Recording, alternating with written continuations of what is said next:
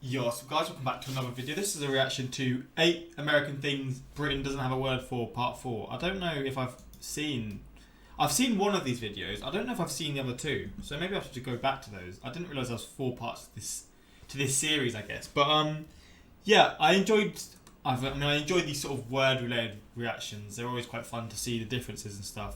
People seem to enjoy them as well, so I'm going to keep them up for as long as there are videos like this to react to, especially from Lawrence or Lost in the Pond. Links are in the description to his channel, of course. Go check it out, show him some support as always. But we're just going to get into this. Links are in the description to my Instagram and my Twitter as well, and also for my Patreon for those who want to see other reactions of mine that get blocked on YouTube. But let's just get into this, man. Look, I of all people know that what we in Britain call sweets, Americans call candy. But I'm sorry, America, candy corn tastes nothing like sweet corn. Bro, candy corn, I've tried it. It ain't it, bro. Candy corn is not it. I enjoyed the majority of the sweets and candies that I got, but candy corn, man, it's weird, bro. Right.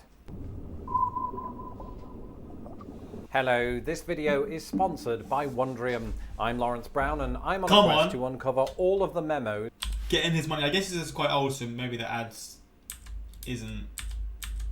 I guess it's like a link and stuff. I guess it's not on anymore. But shout out to him getting his money, man. I'm happy for him. He deserves it. And if you would like to watch part 3, click on its thumbnail at the end of this video. And since this is one of my favourite series, why not binge watch part 1 and 2 while you're at it? Anyway, without further ado, here are 8 American things that Britain doesn't even have a word for. Part 4. Oh, you're reading this correctly. Pumpkin chucking, or as it's otherwise known, pumpkin chonkin, or pumpkin chonking.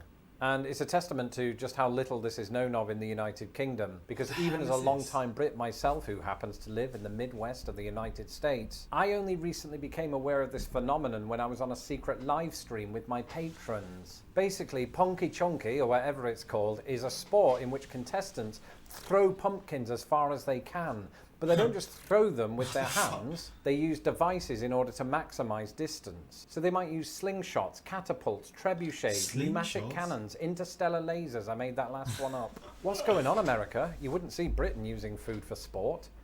Cheese rolling, yep, good point. And just as cheese rolling makes perfect sense in Gloucestershire, where cheese is all the rage, so too does pumpkin chucking right here in Illinois, which, as I've pointed out before, is sort of the pumpkin production capital of the world. Wow.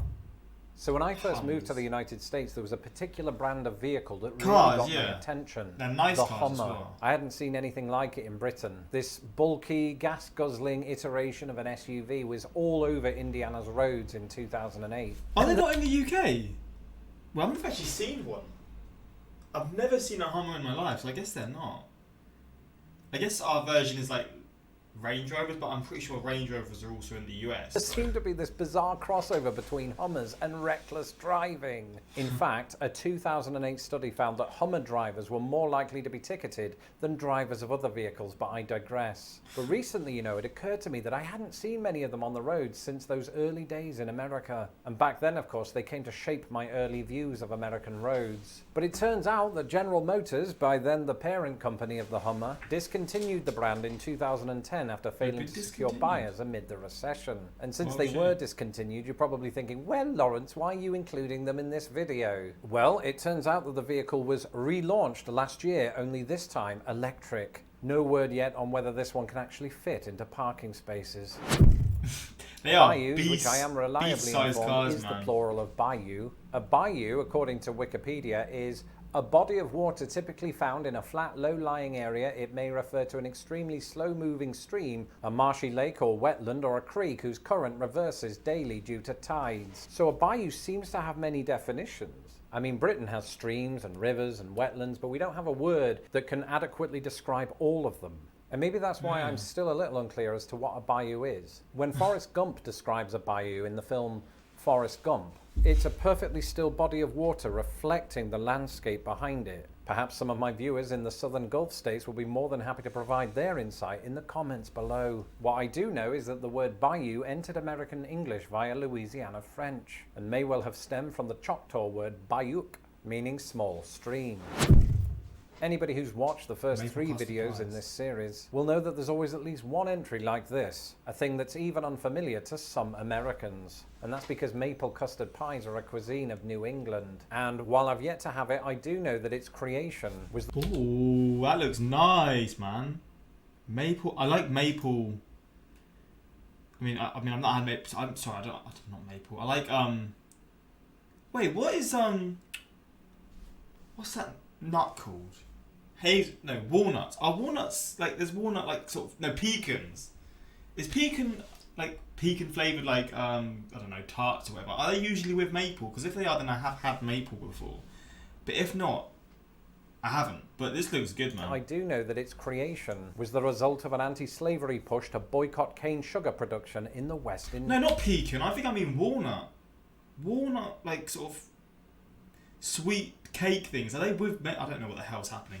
I'm getting pecans mixed with walnuts. In this regard, maple sugar The became the brain-looking sugar of ones. choice among those opposing slavery. And while maple syrup is readily available in the United Kingdom, it doesn't carry the same cultural currency as it does in Canada No. and the northern United States. And so to that end, maple custard pie wasn't something I'd even heard of until I moved to the US.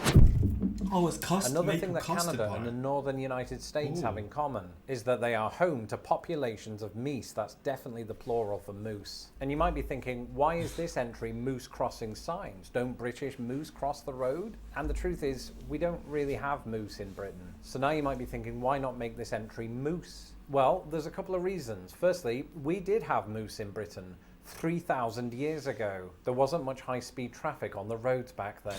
Secondly, 2 moose were reintroduced to Britain in 2013. So I'm in the awkward position of Britain not being entirely without moose, but not having enough to implement nationwide signage. And number 3, and this is perhaps most important of all, if meese were to suddenly flourish in Britain, you're unlikely to see signs saying moose crossing. And that's because in Britain and throughout Europe, this animal goes by the name of elk. Dear, no, elk. That was so close. Does it? I didn't know that. I only know the term moose. Well, I mean, I know the term elk, but in terms of moose, I would never have considered calling a moose an elk.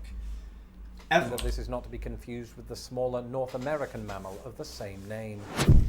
In part 1 of this series, I talked about s'mores. Why can I not read oh, for fuck's sake. Name. Oh no. Okay, so it was. I was scared for a second. I thought I was going blind. So sophomore. This is so. It was a bit different to sophomores, no? He said s'mores. So what the hell is this? This is sophomore. I swear sophomores is without the O between the H and the M. Okay, what the hell is this? In part 1 of this series, I talked about s'mores. Now we're talking about sophomores. They're not related in any way. But in the United States, after all that, it was bloody sophomores. I'm sorry. a sophomore is a student in the second year of either high school or higher education. And in Britain, as far as I can remember, we don't really have a word for this except for he or she is in year 11 or the second year of uni. In many ways, though, it is interesting that we don't, because while Americans refer to a student in their first year of university or college as a freshman, we in Britain refer to them as a fresher. Anyway, speaking of education, in past videos I introduced you to the Great Courses Plus. Yeah? Well, the team behind those great courses are hard at work creating even better, broader, bigger and more brilliant educational experiences, giving you more... I was actually interested in this ad. I mean, I see space and history and I'm like, yes please. I'm going to skip it for the video, but honestly, if you are interested, links will be in the description. Again, I don't know if the ad is still... what's the word? Still, what, like, on? Because I know there's like a limit of how long the ads will be sort of clicking the links and stuff. But go check it out if you haven't already, if you're interested in this kind of stuff, of course, man. Lawrence deserves it. So. I've said it before and I'll say it again. America has some beautiful animals. The bald eagle, the white-tailed deer, the bison, but also the muskrat. And just like the moose, the muskrat is native to the United States and Canada. However, that hasn't stopped it from being invasively introduced to much of Europe, where it's considered a pest. Notice I said much of Europe because that doesn't include Britain. Actually, that's not quite true, because actually the muskrat was introduced to Britain in the late 1920s. But here's the twist: by 1937, following a British government campaign, the muskrat was gone. And this represents a rare example of an invasive species being successfully eradicated. And because of that, we've moved on. That's in the past. We don't even utter the name muskrat, much less have a word for it. Look, I am all people know that what we in Britain... To the person who sent me, thank you so much, because you just sent me a lot of good things, and I was just wanting to try everything. Candy corn was the wildest thing, man. It's just like icing, and I don't like icing anyway. It's weird to me that there's like sort of candies or sweets that are literally just icing. But hey, if you enjoy it, you do what you got to do, man. But it's just a weird thing that I've tried, and it's just strange taste. It's all sweets. Americans call candy, but I'm sorry, America, candy corn tastes nothing like sweet corn.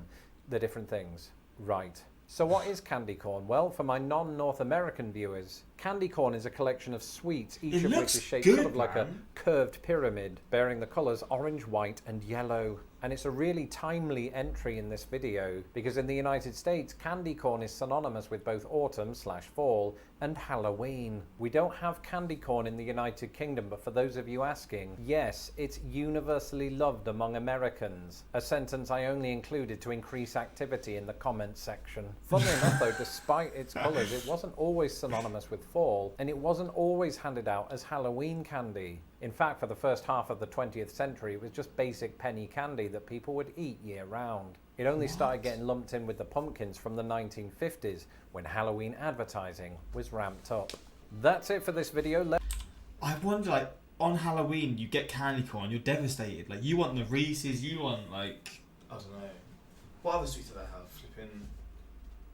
What the hell was it called?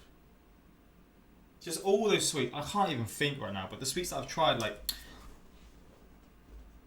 I can't even think. I don't know, but just like Reese's and stuff like that, they're the ones you want, and then you get candy corn and you're devastated. But I guess some people like it, but it's just a strange, like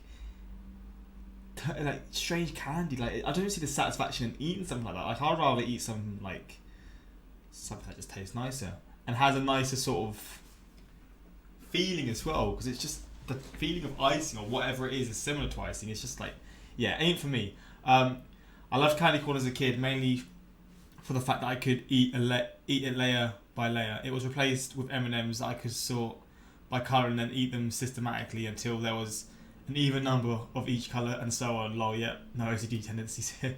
I feel that, man. I do feel that. Lawrence, candy corn is universally loved across the US. Me, no thank you. Who actually if you like candy corn, let me know in the comments.